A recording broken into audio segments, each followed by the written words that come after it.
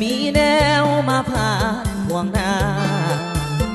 ไอต้องนอนกินน้ำตาโศกาละทมหัวใจเข้ามาทีหลังเขายังเป็นผู้มีใสเห็นอายเป็นคนจังได้จึงตัดใจไปอยู่กับเขาอายผิดเรื่องใดสามไว้จึงมาแย่ทางหรือตีอายคนบ่มีตังหาอ้อยใบเขียวเขาคนต่างแดนบอกเคยแวะมาของเกี่ยวเจ้าเห็น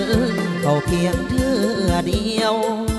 มอบใจให้เขาแล้วนะเดือนห้าหน้าแล้งดินแห้งเป็นพวกหากอายก็เริ่มถอยลงโสมยงเมื่อได้ทายทอดหากอายสับจางน้องนางตีโตจากจรดังสาลิกาลงคอนบ่ย้อนหวนคืนกับพัง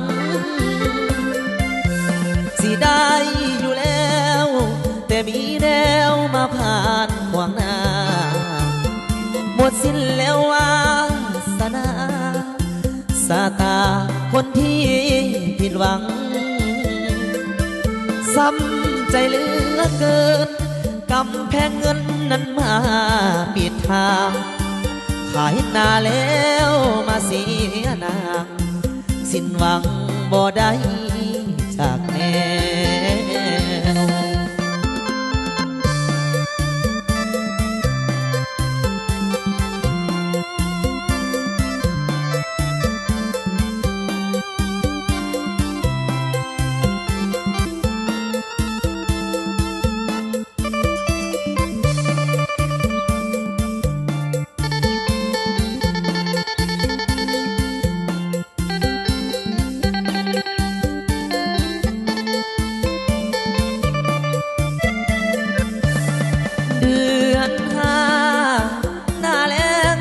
แห้งเป็นพว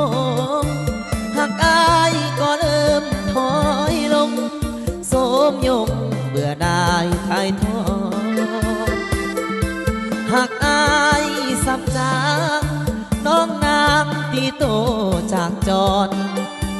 ดังสาลิกาลงคอน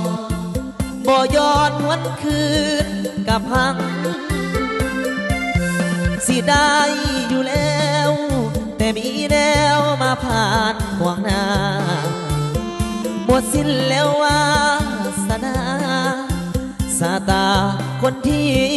ผิดหวังซ้ำใจเหลือเกิน